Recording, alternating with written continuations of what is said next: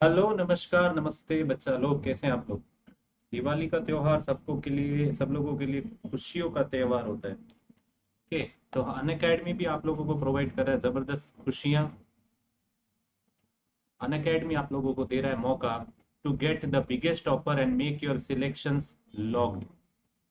Okay, so Unacademy का offer ये है कि इस दिवाली आप लोगों को मिलेगा flat 55% discount using my code Vaidya 50। तो लिंक आप लोगों को डिस्क्रिप्शन में मिल जाएगी। यहाँ पे आप लोगों को कुछ नहीं करना है। आप लोगों को एसएससी जेई का अगर सब्सक्रिप्शन चाहिए तो यहाँ पे आप लोग ले सकते हैं। एसएससी जेई का सब्सक्रिप्शन किस तरीके से ले सकते हैं, डिस्क्रिप्शन में दी गई लिंक को क्लिक करेंगे तो आप लोगों को मिलेगा मौका to join the SSC JE toppers batch and all other recorded batch and SSC JE toppers batch. So for 24 months, you can get the subscription by paying 7199. For 12 months, you can get the subscription by paying 5399. And for 6 months, you can get the subscription by paying 4499. So make the maximum use of my code VEDDE50। And ये offer आज तक ही valid है। बच्चा आप लोग RRB JE का subscription भी ले सकते हैं। आरआरबी जेई का सब्सक्रिप्शन 12 मंथ्स का एट 4050, 6 मंथ्स का 2970 एंड 3 मंथ्स का 2228। बच्चा जैसा कि आप लोगों को पता है, एसएससी जेई का CBT 2 का पेपर है आप लोगों का बहुत जल्द। तो आप लोगों को उसकी तैयारी करवाने के लिए मैं आप लोगों के साथ रेडी हूँ। ओके, आप लोगों के लिए और एक दिवाली गिफ्ट है कि आप लोगों को अश्योर्ड रिवॉर्ड मिलेगा this Diwali. You get a chance to win iPhone, MacBook, gaming consoles and many other things with Unacademy, जहाँ पे आप लोगों को मिलेगा अदर गिफ्ट्स लाइक सब्सक्रिप्शन और डिस्काउंट्स ऑल्सो 55%, 70%, 90%। तो आप लोग स्पिन द व्हील कॉन्टेस्ट का हिस्सा बन सकते हैं। ओके बच्चा, तो चलिए बाकी के सारे जो सब्जेक्ट स्टार्ट हो रहे हैं उसके बारे में थोड़ा बात करते हैं। आप लोगों के लिए बहुत जल्द ही से अपन लोग यहाँ पे क्वेश्चन आंसर्स Q&A शुरू करें, बिकॉज अपन लोग तैयार है धमाकेदार तरीके से पढ़ाई करने के लिए बहुत अच्छे अच्छे क्वेश्चंस के साथ। एंड यहाँ पे मैं आप लोगों के लिए टाइमर भी लगा देता हूँ।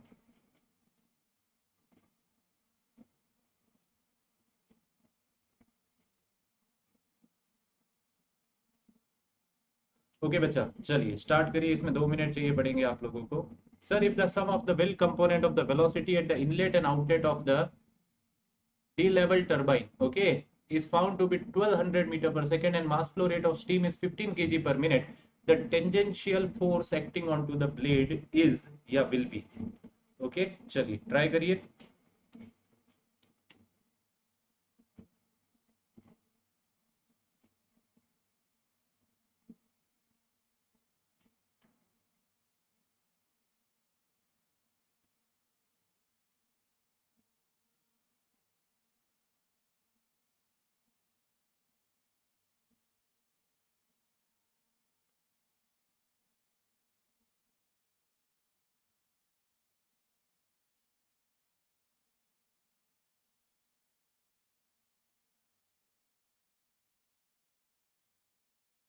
ओके बच्चा, ट्राई करिए।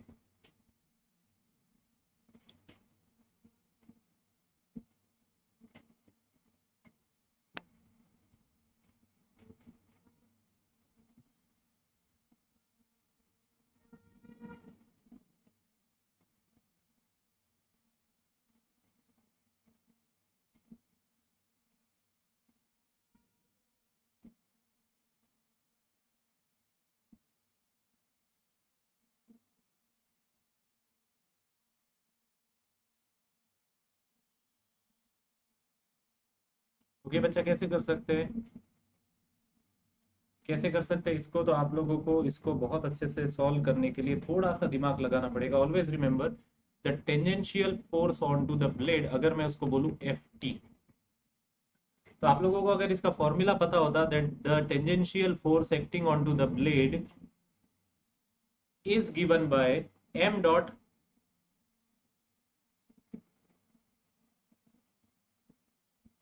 VW1 plus VW2, m dot VW1 plus VW2। तो बच्चा यहाँ पे क्या बोला गया है, आप लोगों का जो मास फ्लो रेट है स्टीम का वो 15 kg पर मिनट है। इसको पर सेकेंड में कन्वर्ट करना पड़ेगा। So this will be 15 divided by 60, that is 1/4 kg per second. 1/4 kg per second होगा। एंड आप लोगों का sum of the inlet and outlet component of well velocity is 1200. So सीधा मास फ्लो रेट 1/4 इंटू 1200 ऐसा मैं कर दूं तो ये कितना हो जाएगा आप लोगों का, ये हो जाएगा आप लोगों का 300 न्यूटन. दिख रहा है आप लोगों को? बस सीधा इतना सा करना है आप लोगों को. इक्वेशन फंडामेंटली बहुत इजी है, फंडामेंटली बहुत इजी क्वेश्चन है. बस थोड़ा सा यार बेसिक क्लियर हो ना अपना, थोड़ा सा बेसिक क्लियर हो तो अपन लोग इस चीज को अच्छे से कर सकते हैं. चलिए अगले क्वेश्चन पे आगे बढ़े. Sir, for an incompressible fluid the discharge Q is usually expressed as. Discharge is expressed as. Try करें.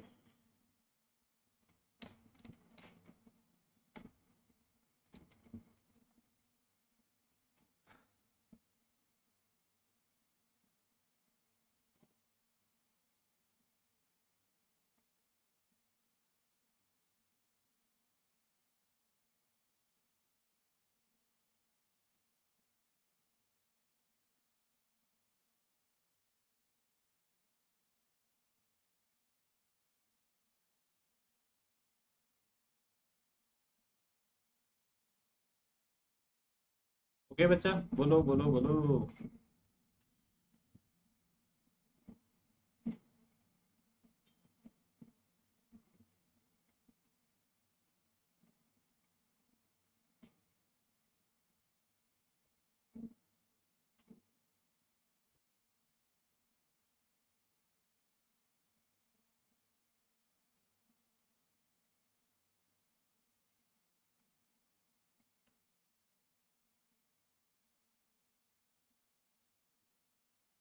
तो बच्चा, डिस्चार्ज क्या हो जाता है आप लोगों को ये पता है. Discharge is given by area into the velocity. So आप लोगों का डिस्चार्ज क्या हो जाता है यहाँ पे, आप लोगों को ये समझना जरूरी है दैट दो चीजें अपन लोग पढ़ते हैं. एक होता है आप लोगों का वॉल्यूमेट्रिक फ्लो रेट, ऑटोमेटिकली जो वैसे ही आप लोगों का डिस्चार्ज हो जाता है.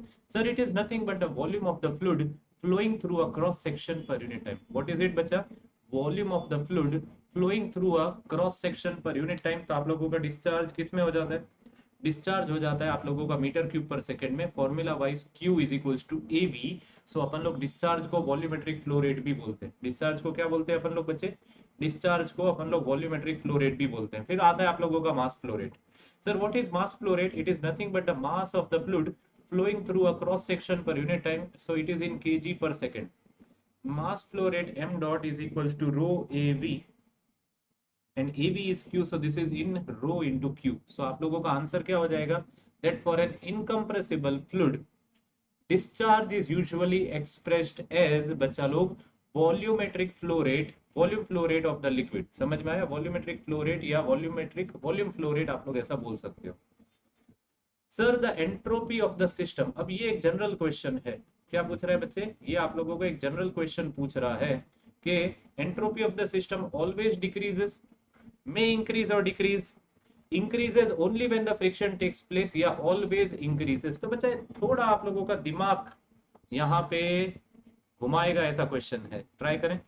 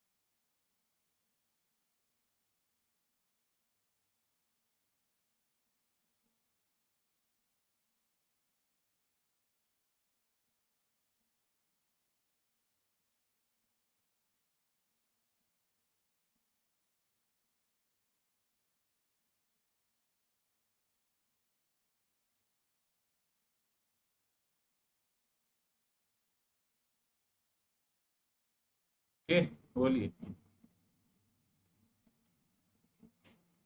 क्या हुआ. सर एंट्रोपी, अब सिस्टम की बात करी तो सिस्टम की एंट्रोपी तो बढ़ भी सकती है, सिस्टम की एंट्रोपी तो घट भी सकती है. सो the entropy of the system में इंक्रीज और डिक्रीज. यहाँ पे यूनिवर्स की बात होती है तो यूनिवर्स की या तो वो कांस्टेंट रहती या तो बढ़ती, कभी घट नहीं सकती थी. तो आप लोगों को थोड़ा एक फंडामेंटल चीज बताऊंगा. सबसे पहले आप लोगों को ये पता होना चाहिए that entropy change is given by integral of dou q by t plus the entropy generation. Sir इसमें ये बोलते हैं that the entropy change is given by the entropy transfer due to the heat transfer integral of dou q by t plus the entropy generation. And entropy generation picture में तब आता है जब system के अंदर इरिवर्सिबिलिटी रहती है. So entropy generation due to the irreversibility present in the system. समझ में आया? So for an internally reversible process है तो इरिवर्सिबिलिटी तो वैसे भी जीरो हो जाएगी. So the entropy generation will be zero. So the entropy change will be equals to integral of do Q by T. क्या हो जाएगा बच्चे? Entropy change will be equals to integral of do Q by T. होगा कि नहीं होगा? And for an internal irreversible process, entropy generation is equals to positive. So the entropy change will be equals to integral of dou q by t plus the entropy generation. It will be equals to integral of dou q by t plus the entropy generation. तो इसमें entropy generation क्या हो जाएगा? Sir entropy generation जो है it is a path function and an inexact differential. Higher the irreversibility, higher will be the entropy generation. बच्चा यहाँ पे ये क्लास फ्रेशर बच्चों के लिए नहीं है, वो बच्चों के लिए है जो सीबीटी 1 क्वालिफाई कर चुके हैं और वो सीबीटी 2 का यहाँ से रिवीजन कर रहे हैं. किन के लिए बच्चा? जो सीबीटी 1 क्वालिफाई कर चुके हैं और सीबीटी 2 का रिवीजन इन क्लासेस से करना चाह रहे हैं. तो ये बच्चा उन्हीं के लिए फायदेमंद रहेगा. आप समझ रहे हैं इस बात को? ये उन्हीं के लिए फायदेमंद रहेगा जिन लोगों ने पहले से चीजों को पढ़ा हुआ है. ओके बच्चा, मूविंग अहेड. यहाँ पे आप लोग देखिए, for an internally reversible process entropy generation is equals to 0, and when the heat is added for an internally reversible heat addition process entropy change is positive. entropy change is positive तो entropy of the system increases. अपन लोग ऐसा बोल सकते हैं. Sir for an internally reversible heat rejection process entropy change is negative, मतलब the entropy decreases. मतलब the entropy decreases. सही है बच्चा? And for the internally reversible adiabatic process entropy change is zero.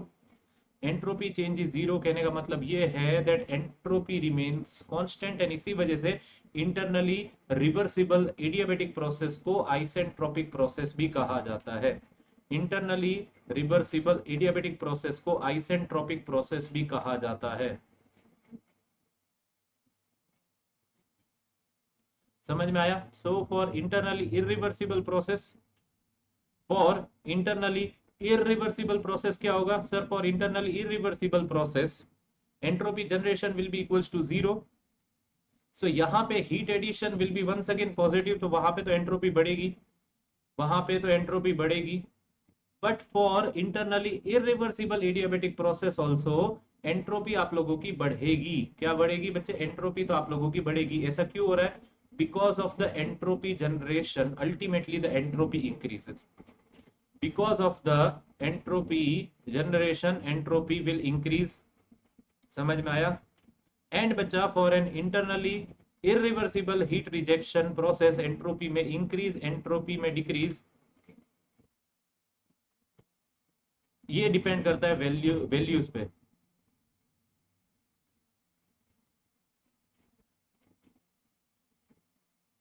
समझ में आया बच्चे?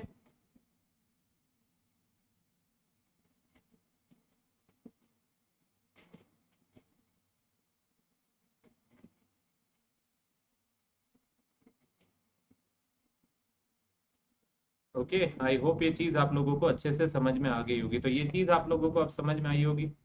यहाँ पे आंसर जो हो रहा है why entropy for the system में इंक्रीज में डिक्रीज, और यू कैन से यूनिवर्स की बात होती तो आंसर चेंज हो जाता है. चलो, fundamental question of U tube manometer. fundamental question of YouTube manometer. What will be the pressure at point B? Means over here of this YouTube manometer, take rho 1 as the density of the lighter liquid and rho 2 as the density of heavier liquid. इसमें heavier liquid क्या होगा? सबसे पहले तो आप लोगों को ये भी समझना जरूरी है इसमें heavier liquid क्या होगा.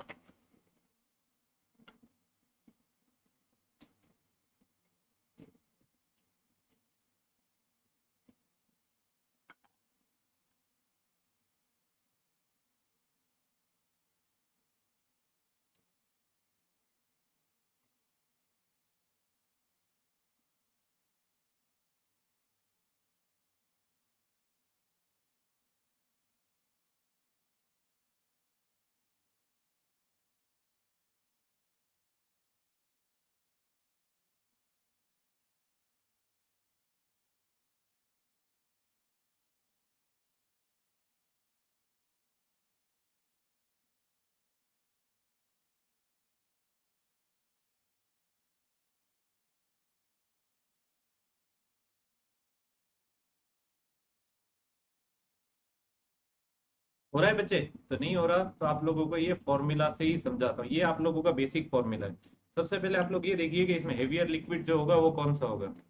हेवियर लिक्विड जो होगा वो हमेशा आप लोगों का मैनोमेट्रिक लिक्विड होगा। ओके, यहाँ पे। और लाइटर लिक्विड जो होगा वो आप लोगों का जो लिक्विड होगा जिसका आप लोगों को प्रेशर मेजर करना है। सो थोड़ा पहले फंडामेंटल बता दूं।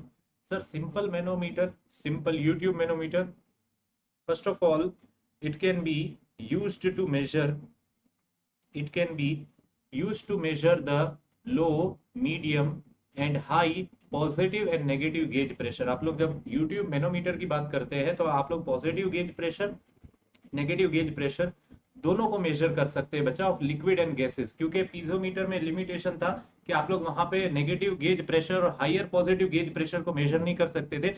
प्लस वहां पे आप लोग खाली लिक्विड्स का ही गेज प्रेशर मेजर कर सकते थे, आप लोग गैसेस का गेज प्रेशर मेजर नहीं कर सकते थे। सो हाई डेंसिटी मैनोमेट्रिक फ्लूइड यहाँ पे यूज होता है लाइक मर्क्यूरी। सो बच्चा in the left limb if the mercury level goes down and in the right limb mercury level goes up, मतलब मैनोमेट्रिक फ्लूइड अगर लेफ्ट लिम्ब में नीचे जाता है, राइट लिम्ब में ऊपर जाता है, तो आप लोग ये कह सकते हो 100% के प्रेशर इनसाइड दिस पाइप या conduit is more than the local atmospheric pressure. Okay, but अपने डायग्राम में देखो तो उल्टा है, मैनोमेट्रिक फ्लूइड लेफ्ट लिम्ब में ऊपर आ रहा है, मैनोमेट्रिक फ्लूइड क्या है, लेफ्ट लिम्ब में ऊपर जा रहा है। सो ये वाला केस हो जाएगा, ये वाला। So if in the left limb mercury level rises and in the right limb if the mercury level goes down, तो अपन लोग उसको क्या बोलते हैं, अपन लोग उसको क्या बोलते हैं बच्चा, अपन लोग उसको बोलते हैं आप लोगों का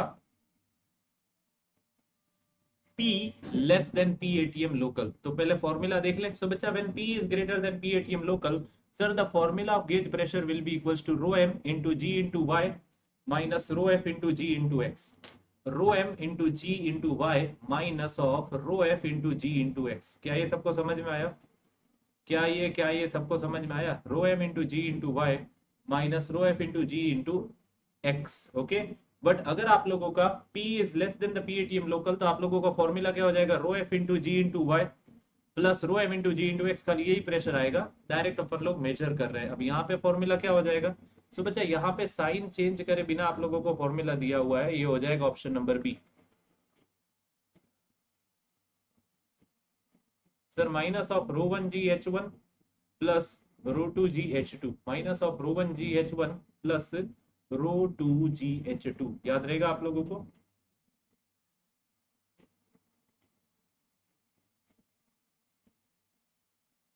चलिए आगे बढ़े।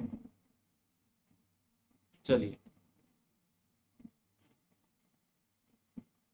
Sir in a variable flow process which of the statement will be correct, पढ़िए एक एक स्टेटमेंट को एंड देन बताइए।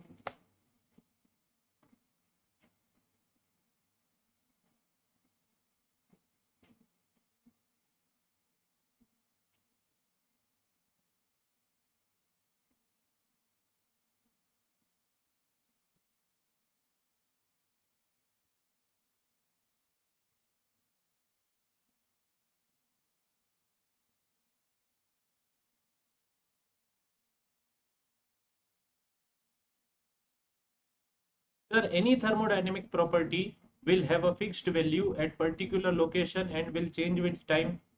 Any thermodynamic property will have varying values at a particular location and it will not change with time.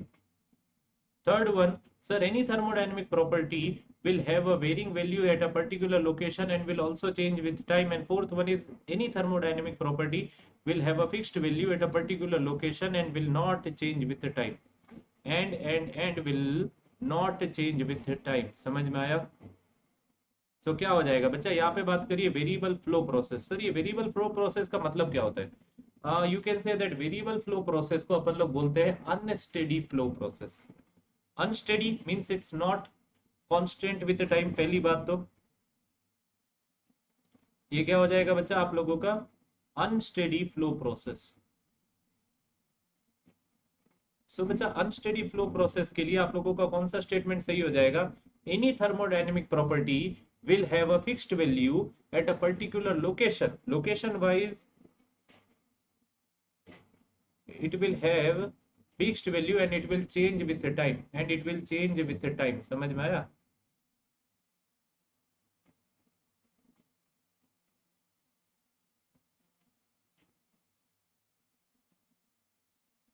Okay, सो यहाँ पे अगर अपन लोग थोड़ा बहुत डेफिनेशन पढ़ ले, sir what is steady flow?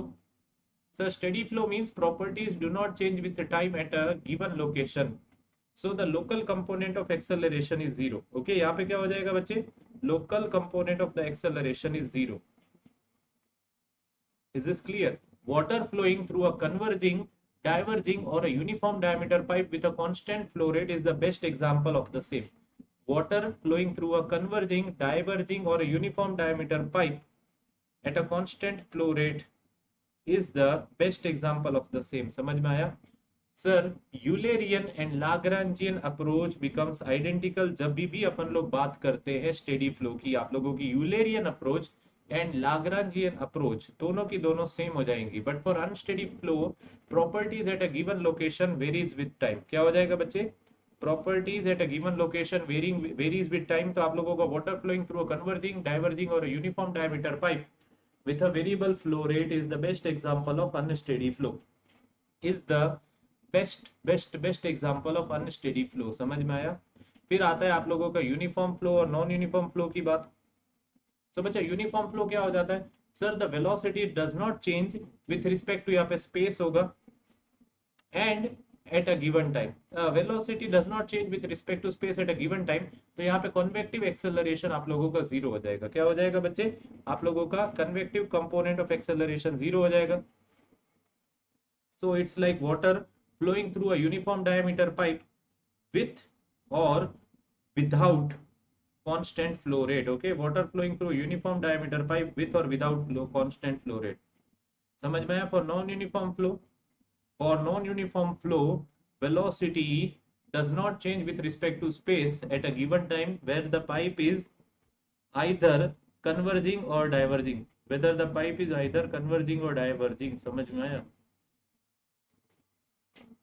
तो इसका आंसर हो जाएगा ऑप्शन नंबर ए। ओके, बाकी के और एग्जांपल भी आप लोगों को आगे जाके मैं जहाँ पे यूज होंगे बताता जाऊंगा।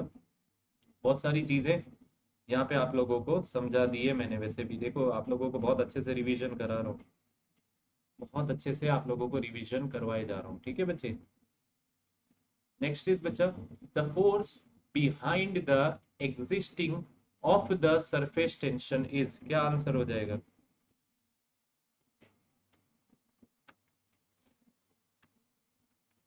कंप्रेसिव फोर्स होता है, कोएशन फोर्स होता है, एडेशन फोर्स होता है, या टेंशन फोर्स हो जाता है?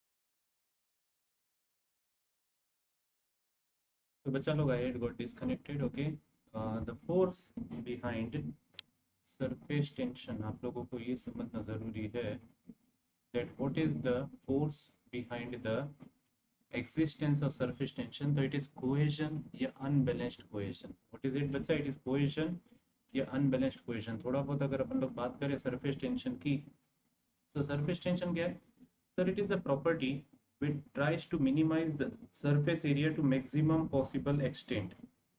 Okay, यहाँ पे एक बहुत प्यारा डेफिनेशन मैंने लिखा हुआ है, यहाँ पे एक बहुत प्यारा डेफिनेशन मैंने लिखा हुआ है. जैसे यहाँ पे सर द एपरेंट इंटरफेशियल, मतलब at the interface the unbalanced tensile force per unit length is surface tension. The apparent interfacial unbalanced tensile force per unit length is surface tension whenever a liquid has an interface such as liquid or gas interface, liquid or vapor interface, liquid or liquid interface, or liquid or solid interface. Surface tension comes into the picture. So surface tension is caused due to the cohesive intermolecular forces या फिर unbalanced cohesion between the liquid particles and the surfaces. किसकी वजह से होता है? Unbalanced cohesion between the liquid particles and the surfaces. Okay, I hope ये समझ में आ रहा होगा आप लोगों को. ओके बच्चा, तो ये चीज आप लोगों को याद रखनी है. मूविंग अहेड,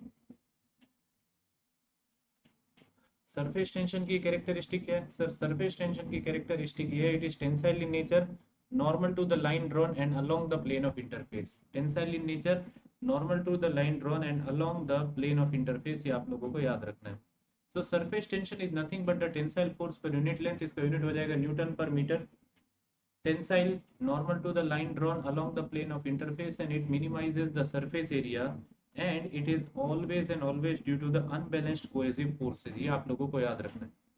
यूनिट वाइज यहाँ पे देखें तो पहले ये phenomena which is observed at the interface of to immiscible fluids, ये भी बहुत इंपॉर्टेंट है. It is observed at the interface of to immiscible fluids.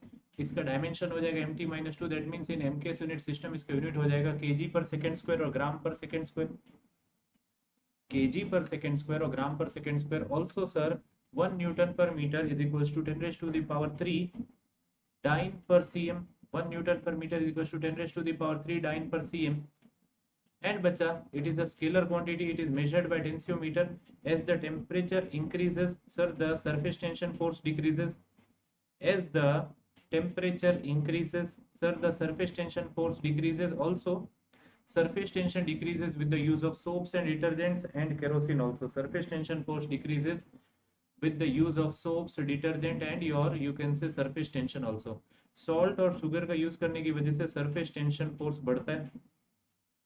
Salt और sugar का use करने की वजह से surface tension force बढ़ता है. ओके ओके, समझ में आया? सॉल्ट और शुगर का यूज करने की वजह से सरफेस टेंशन बढ़ता है, ये आप लोगों को याद रखना है. At the critical temperature there is no different interface and that's why the surface tension force is zero. At the critical temperature there is no separate interface and that's why the surface temperature force is zero. समझ में? Surface tension force is zero. Is this clear? First of all, is this clear to all बच्चा? I hope this point is pretty clear. चलिए sir, next question. Sir, in the dry sump lubrication system, sir, the capacity of oil pressure pump compared to the oil scavenging pump is always. Okay, क्या होगा?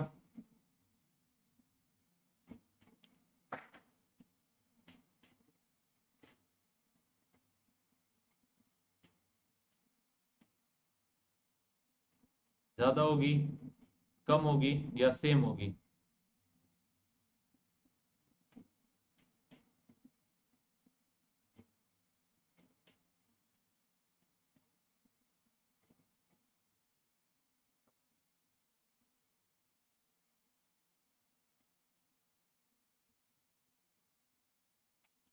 तो बच्चा, in the dry sump lubrication system, sir, the capacity of the oil pressure pump as compared to the scavenging pump will be lesser, क्योंकि pressure pump को volume handle कम करना है. समझ में आया बच्चे? So in the dry sump lubrication system, The oil supplied is carried from an external tank. Sir, the oil from the sump is pumped by the means of a scavenging pump through the filters to the external storage tank. Sir, the oil from the storage tank is pumped to the engine cylinder through an oil cooler. The oil pressure may vary from 3 to 8 bar. क्या कहेंगे बच्चा? The oil pressure may vary from 3 to 8 bar. So the dry sump lubrication system is generally used for heavy duty engines. ये आप लोगों को याद रखना है.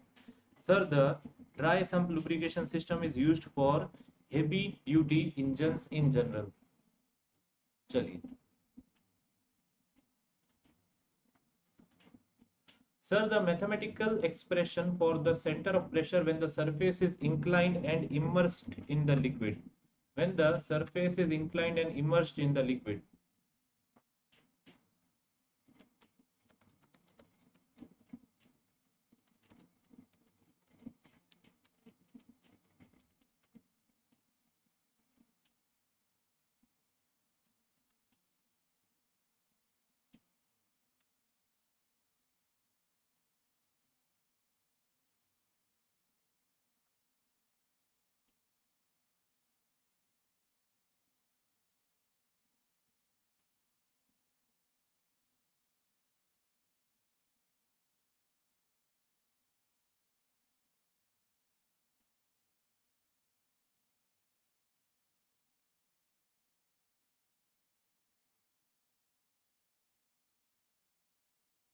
तो बच्चा क्या हो जाएगा formula?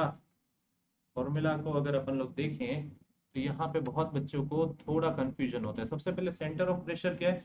Sir, it is the point of action of the hydrostatic force और the total pressure force acting on to a given submerged surface. Acting onto a given submerged surface, bacha. So the formula for the same is H star is equals to Ig sin square theta upon Ah bar plus H bar.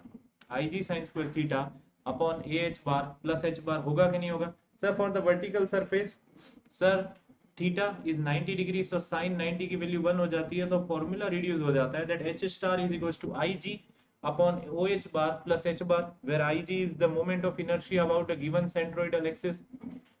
Moment of inertia about the given centroidal axis. याद रहेगा? याद रहेगा. So H star will be equals to Ig upon AH bar plus H bar. यहाँ तक clear हुआ सबको? Sir, for a horizontal surface where theta is equals to 0 degree, so H star and H bar coincides with each other. क्या हो जाएगा बच्चे? H star and H bar will coincide with each other. Is this clear? H star and H bar will coincide with each other.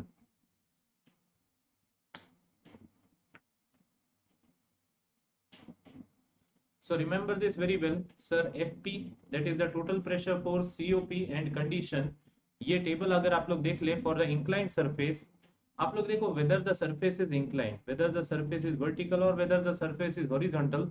Sir, आप लोगों का जो magnitude of total pressure force है वो तो वही का वही रहता है.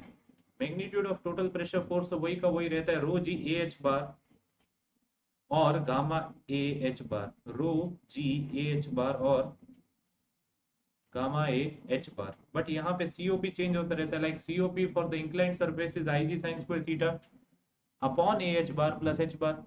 For a vertical surface it is I G upon A H bar plus H bar. And for a horizontal surface H star is equals to H bar. horizontal surface के लिए क्या हो जाएगा बच्चा?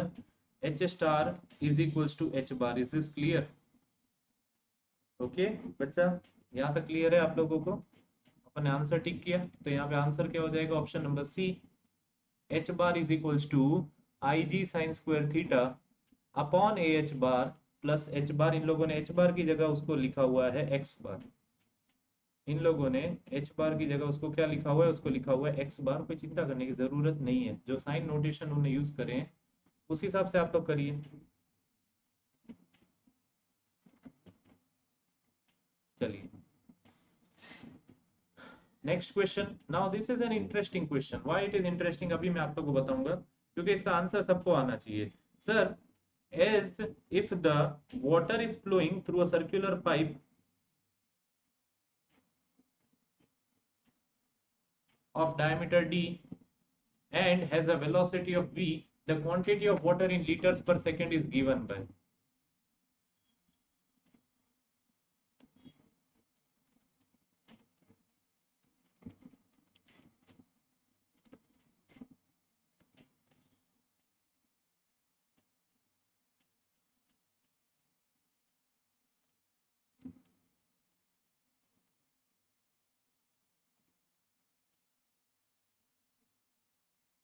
कैसे कर सकते हैं, थोड़ा दिमाग लगाइए।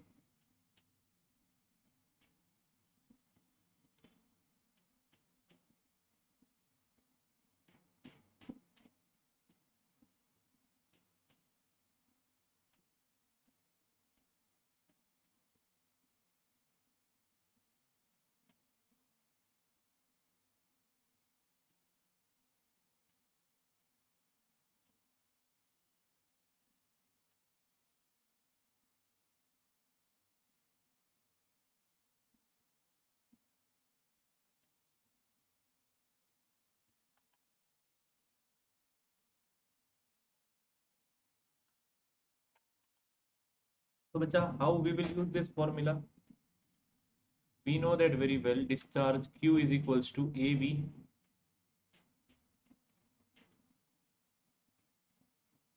So this will be pi by 4 d square V. इसका यूनिट हो जाएगा मीटर क्यूब पर second.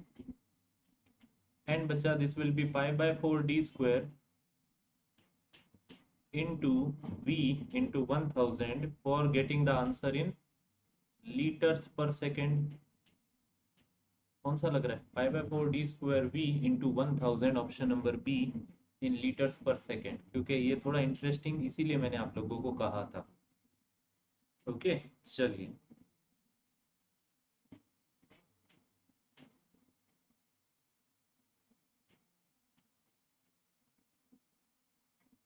Sir, the function of steam trap is, अपन लोगों ने क्वेश्चन देखा जहां पे आप लोगों को पूछा था टाइप्स ऑफ स्टीम ट्रैप।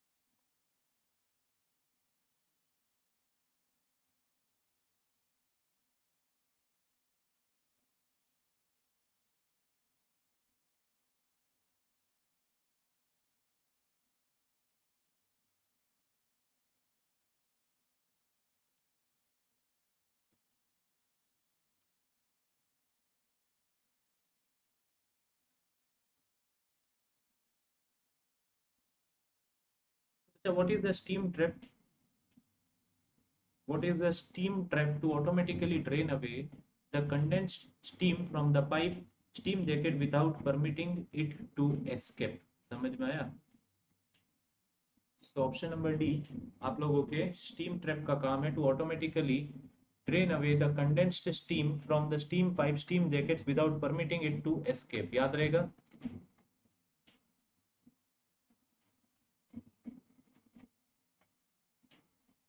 थोड़ा बहुत यहाँ पे पढ़ लीजिए, लिखा भी हुआ है सारी के सारे एसेसरीज और माउंटिंग्स के बारे में। Feed pump, economiser, air pre heater,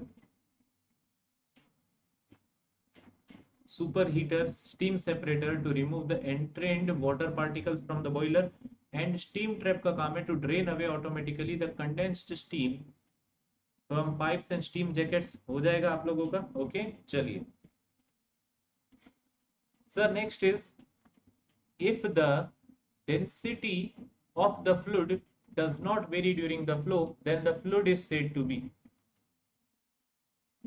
if the density of the fluid does not vary, क्या हो जाएगा?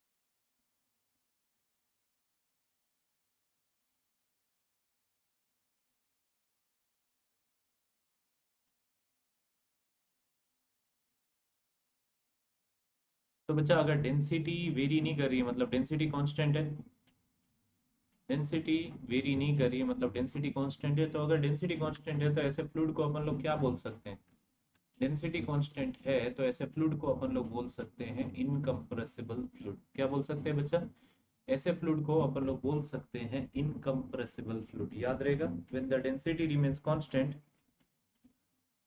Then it's incompressible. ओके, चलिए सर ये देखिए classification of fluids. Sir when density is not constant then it is compressible. Sir, when the density is constant, it is incompressible. For an incompressible fluid flow, आप लोगों को ये याद रखना है, volumetric strain rate will be zero. फिर rotational और irrotational के बारे में तो आगे अपन लोग बात करने ही वाले हैं, समझ में आया। चलिए sir, knocking takes place in the compression ignition engine CI engine. Option number A at the start of the combustion, option number B at the end of the combustion, option number C during the combustion, and option number D at the start as well as at the end of the combustion also, at the start as well as at the end of the combustion also। समझ में आया।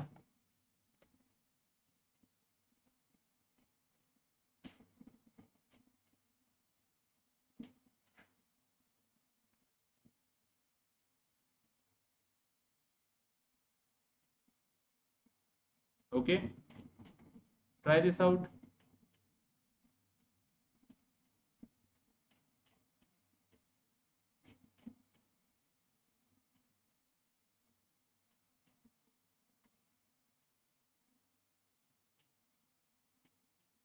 तो थोड़ा बहुत पढ़ लें अपन लोग इस नॉकिंग के बारे में, थोड़ा बहुत अच्छे से पढ़ लें नॉकिंग के बारे में।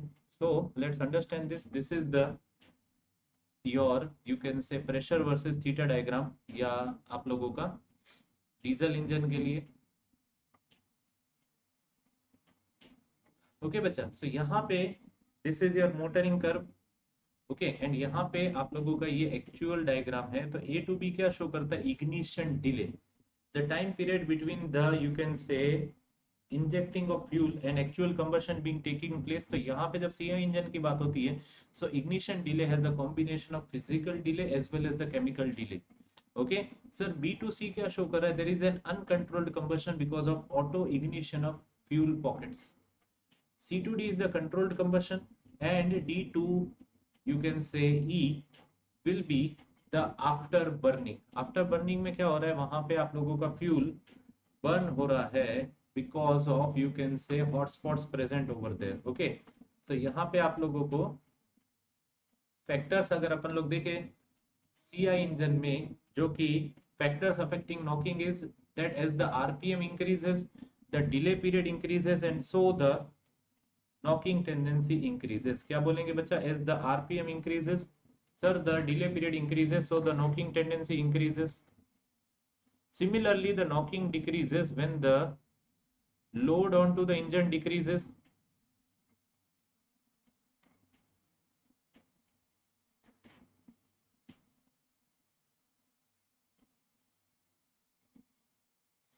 so लोड का या रेडियस या सीटेन नंबर, समझ में आया। नेक्स्ट इज, ये आप लोगों को याद रखना है, for diesel engine higher the C10 number lesser will be the ignition delay and lesser will be the chance of knocking। ये आप लोगों को याद रखना है। So the knocking takes place in the compression ignition engine generally at the start of combustion। When does it takes place बच्चा, at the start of combustion only।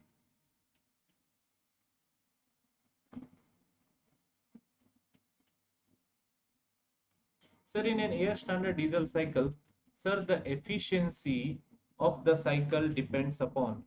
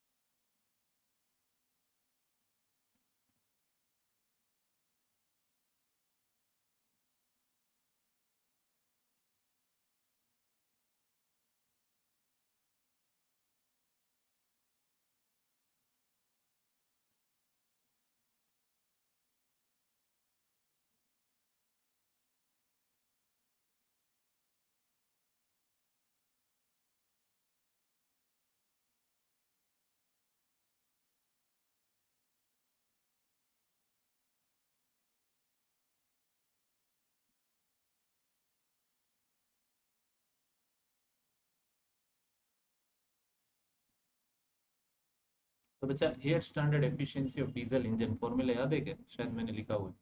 Sir the air standard efficiency of diesel engine is given bye 1 minus gamma into 1 upon r raised to the power gamma minus 1 into rho raised to the power gamma minus 1 upon rho minus 1. So, but remember this very well that the efficiency of the diesel cycle is the function of compression ratio R and cutoff ratio rho. As the compression ratio R increases, sir, the efficiency of the diesel engine increases, and as the cutoff ratio increases, the efficiency of diesel engine decreases. तो यहाँ पे अगर आप लोग answer को देखो, sir air standard diesel cycle की बात आ रही है तो आप लोगों का रेशियो ऑफ स्पेसिफिक हीट्स भी आएगा, गामा भी आएगा. So the cutoff ratio, the compression ratio and the ratio of specific heat in an air standard diesel cycle, the efficiency of the cycle depends upon the cutoff ratio, compression ratio and the ratio of specific heats and the ratio of specific heats. यहाँ तक समझ में आ रहा है? Okay चलिए. Sir अब flywheel is used to control, ये question थोड़ा इंटरेस्टिंग है. फ्लाई व्हील किस लिए यूज होता है?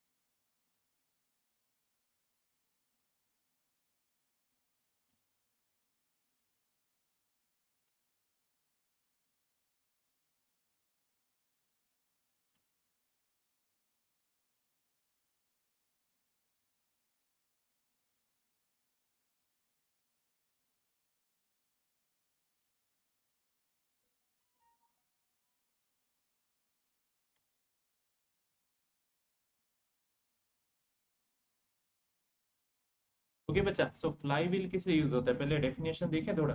सो flywheel actually it is a mechanical reservoir dealing with the rotational kinetic energy that is 1/2 I omega square. So बच्चा उसके दो काम है. First of all to store the energy when the torque supplied is greater than the torque load, to store the energy when the torque supplied is greater than torque load, and to release the energy when the load torque is greater than the torque supplied, and to release the energy when the load torque is greater than the torque supplied.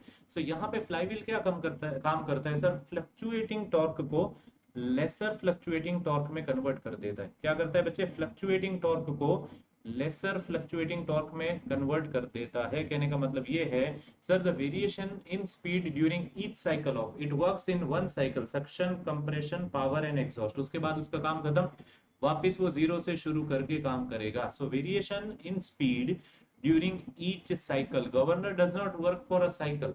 समझ में आया? Governor एक cycle के लिए काम नहीं करता, total working range पे काम करता है. Governor works for total working range. Is this clear? Okay. Now this is the most important question, equivalent evaporation. अगर आप लोग देखें सीबीटी 1 में आज तक ये क्वेश्चन नियरली हर पेपर में आया पिछले 3-4 साल में. Equivalent evaporation is defined as the amount of water evaporated from.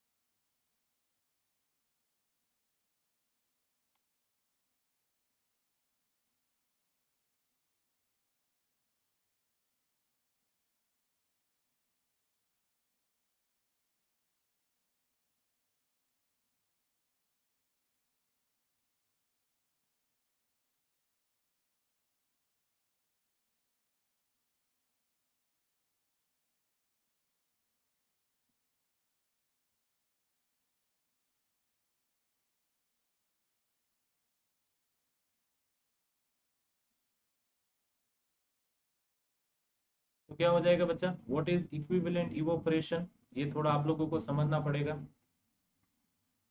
Sir equivalent evaporation का डेफिनेशन अगर अपन लोग देखें, sir it is the equivalent of 1 kg of water at 100 degree centigrade to the steam at 100 degree centigrade. मतलब आप लोगों को 1 kg of water को 100 डिग्री सेंटीग्रेड पे स्टीम में कन्वर्ट करने में जितना एनर्जी सप्लाई करना पड़ेगा, that is defined as equivalent evaporation. Generally it is given by 2260 kilo joule per heat, it is 2257।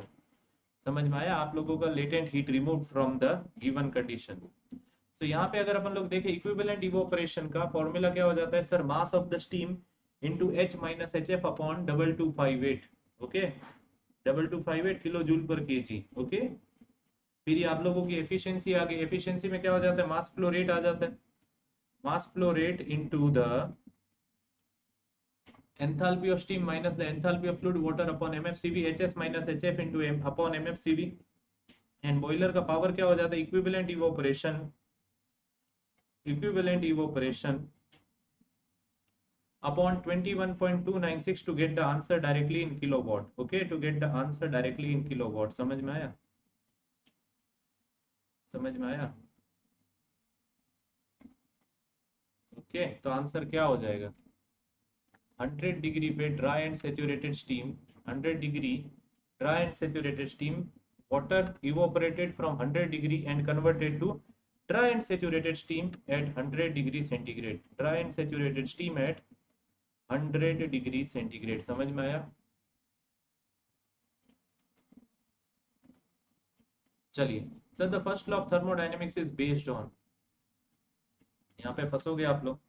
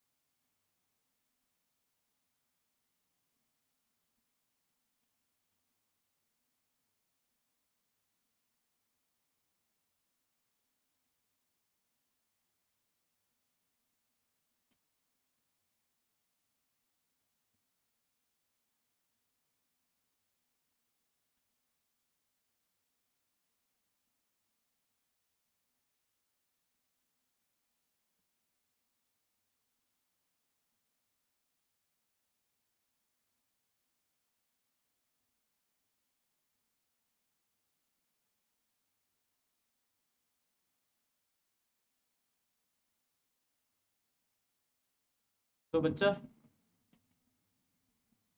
The point is that the first law of thermodynamics is based on to the Joule's law. बहुत लोग tick करेंगे बच्चा, Joule's law is the equivalence of the same. यहाँ पे principle of conservation of energy आएगा। क्या आएगा बच्चे, principle of conservation of energy आएगा। समझ में आया, principal of conservation of energy. समझ में आ रहा है।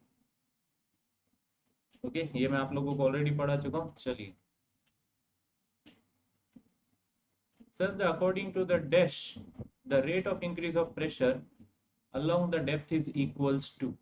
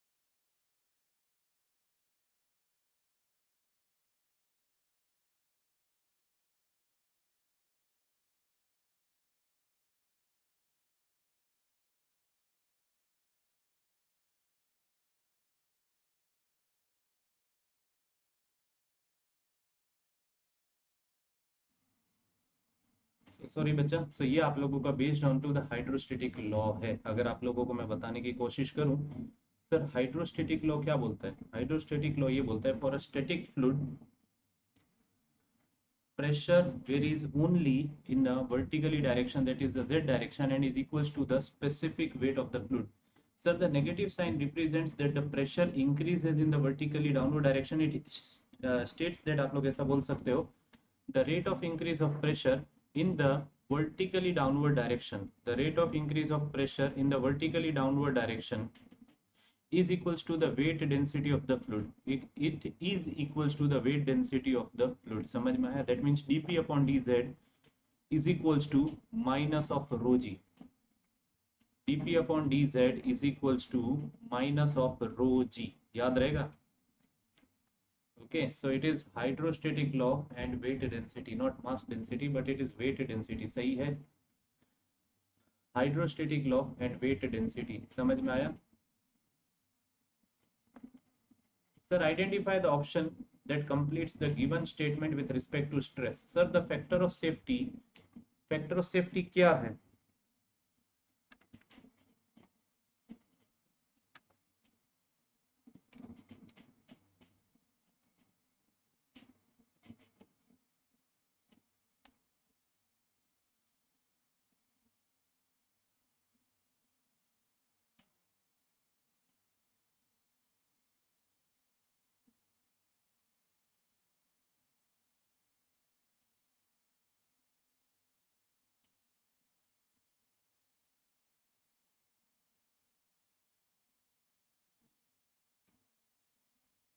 So what is factor of safety?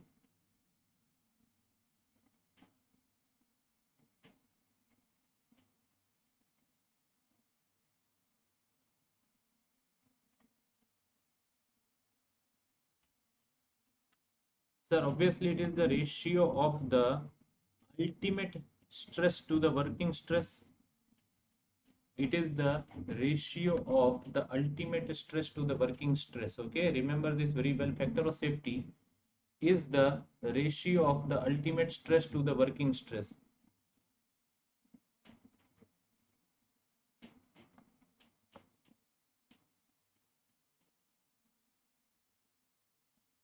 Sir, which of the following expressions given the Thomas cavitation factor sigma, which is basically used to determine whether the cavitation will occur in any portion of the turbine, जहाँ पे HA is the atmospheric pressure head, HB is the vapor pressure head, HS is suction pressure head, and H is the working head of the turbine. So Thomas cavitation factor क्या बनता है?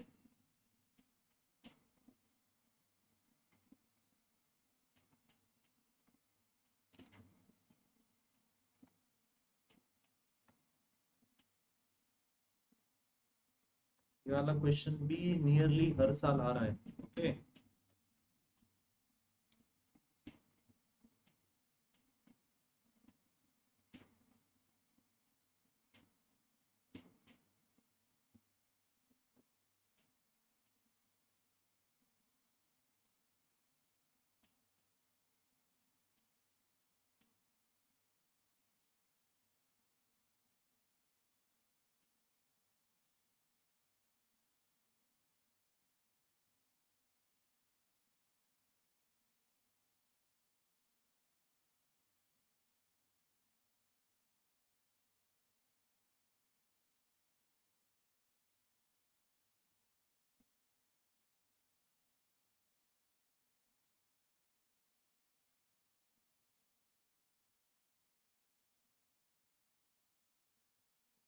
तो बच्चा इसके बारे में थोड़ा सा आप लोगों को बताएं.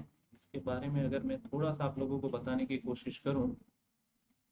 सर कैविटेशन क्या है? Sir always remember that the pressure is lowest. आप लोगों को ये पूछा जाएगा कि प्रेशर लोएस्ट कहाँ होता है. Sir the pressure is lowest eight the inlet of the impeller. So vapor bubbles are formed in the suction region, and bubbles are carried along the flowing liquid to higher pressure region, which is generally at the exit of the impeller.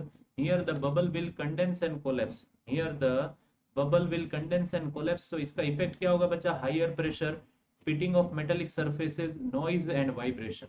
Higher pressure, pitting of metallic surfaces and noise and vibration. So आप लोगों को ये समझना है that factors make more tendency of cavitation is higher impeller speed, small diameter of inlet pipe, too high specific speed, high temperature of the flowing fluid. So बच्चा, the Thomas cavitation factor is given by net positive suction head upon the manometric head. So net positive suction head में क्या आ जाता है आप लोगों को, static atmospheric pressure PA upon rho g minus PV upon rho g plus V S square upon 2g. Okay, ये याद रखना है आप लोगों को. तो इसका आंसर क्या हो जाएगा, इसको हेड के फॉर्म में शो कर दिया इन लोगों ने, इसको इन लोगों ने हेड के फॉर्म में शो कर दिया. तो atmospheric head minus the vapour head minus the suction head upon the manometric head या working head of the turbine. Manometric head is also known as the working head of the turbine. तो वो तीनों को add कर दिया गया. समझ में आया, वो तीनों को अपन लोगों के इसमें ऐड कर दिया गया. चलिए sir, during the face change process of water क्या होगा.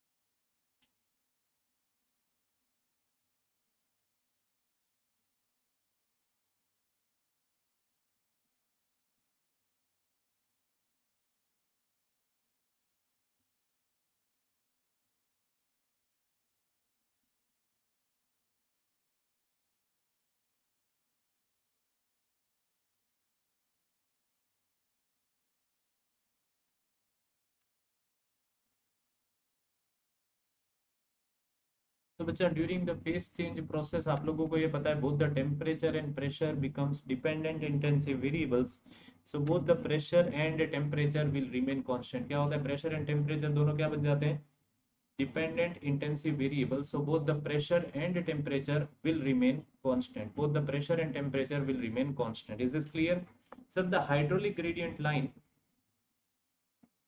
will be having zero, will be zero you can say in case of, कौन से केस में hydraulic gradient line आप लोगों की zero हो जाएगी.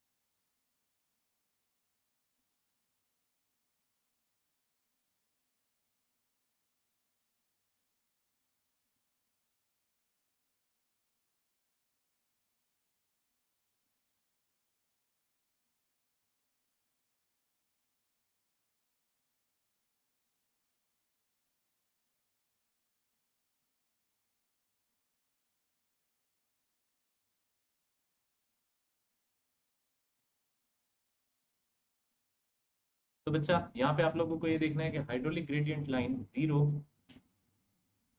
किस केस में होगी. Sir, the hydraulic gradient line क्या मेजर करता है. So hydraulic gradient line measures generally the piezometric head. So it is the locus of series of the different piezometers. Okay, वो सारे पीजोमीटर हेड्स की लाइन को जोड़ दें तो अपन लोगों को क्या मिलेगी, हाइड्रोलिक ग्रेडियंट लाइन. सो हाइड्रोलिक ग्रेडियंट लाइन में आप लोगों को ये पता होना चाहिए that it is the summation of the pressure head plus the datum head.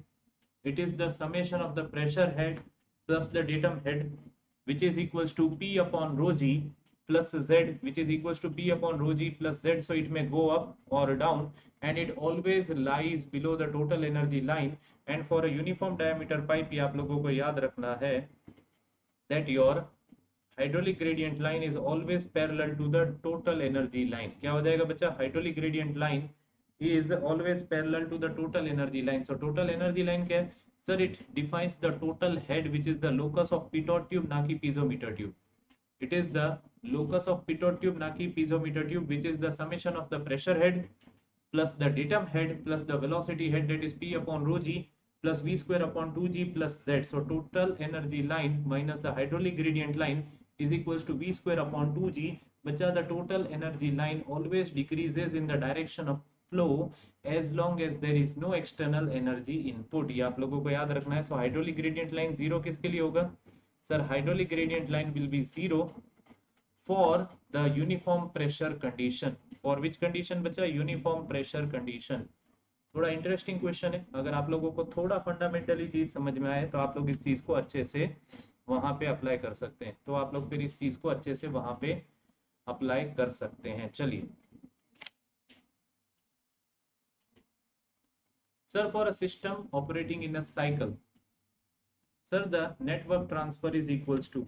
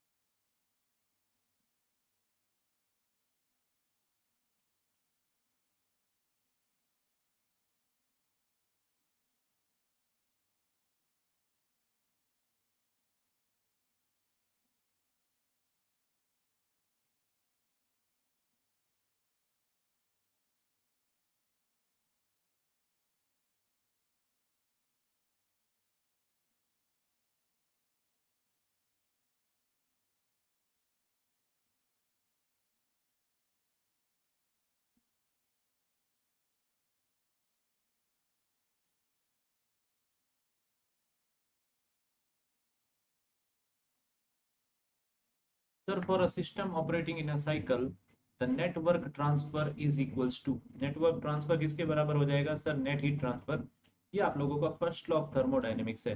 For a cycle ये देखिए, net heat interaction is equals to the net work interaction. Net heat interaction is equals to the net work interaction.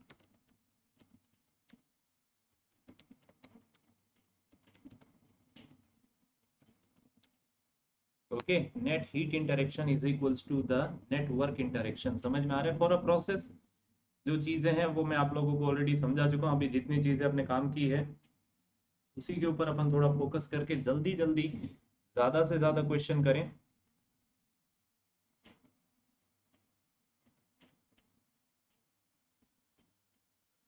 Sir, in a hydroelectric power plant, sir, the electric power is obtained from. Electric power कैसे मिलता है?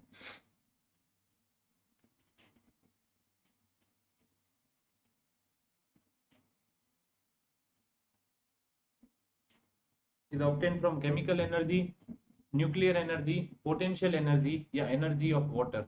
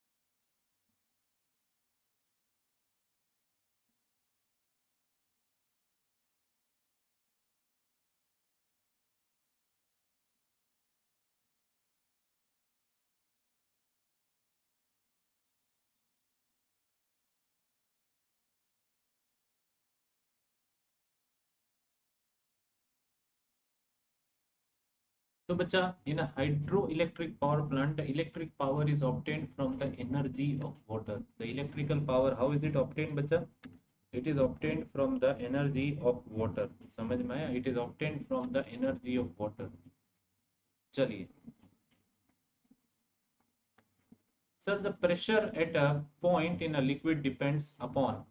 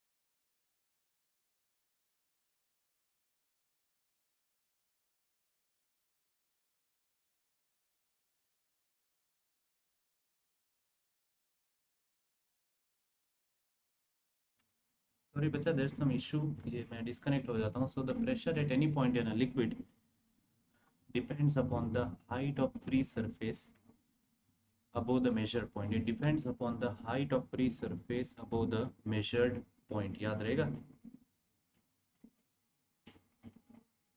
Okay, सो अगर अपन लोग देखें अलग अलग formula, तो ये आप लोग ये देखिए कि बहुत सारे variation of pressure for different types of fluid के दिए हुए हैं. First of all, for static compressible isothermal and ideal gas. For static, compressible, isothermal and ideal gas. For non-isothermal, for incompressible fluid. तो आप लोगों को सारे के सारे कंडीशंस इतनी याद रखने की जरूरत नहीं है. समझ में आया? चलिए. Sir, which of the following is not a type of radiator core arrangement? Siphon type, honeycomb type, cellular type या tubular type?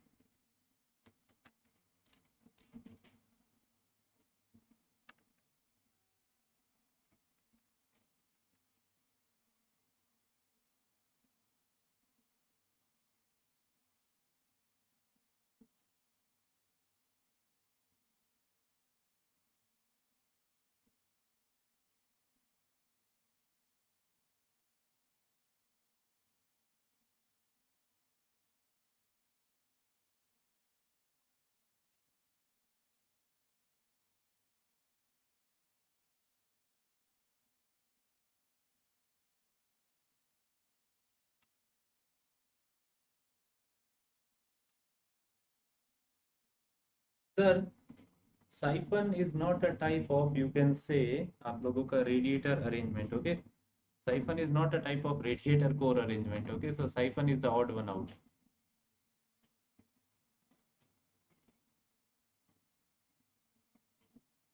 चलिए.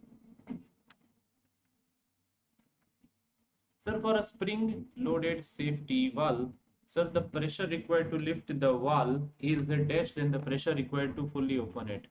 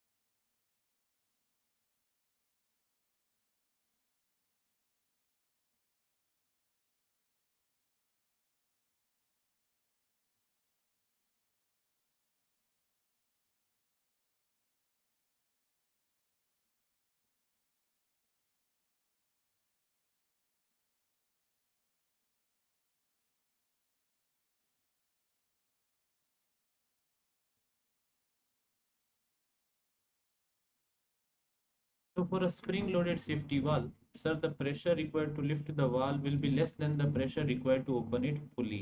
Okay. यहाँ तक समझ में आया? यहाँ तक समझ में आया? So with this, बच्चा, let's wind up this session. Okay. The important points are already shared with you, बच्चा, and make the maximum use of the Unacademy Diwali Utsav. You can take the RRBJE subscription, you can take the SSCJE subscription. Description में सारी link दी हुई है. And you can be the next Unacademy SSCG, Unacademy RRBG top ranker. Okay. जय हिंद, जय Bharat and वंदे मातरम. Bye bye bye bye bye बच्चा लोग.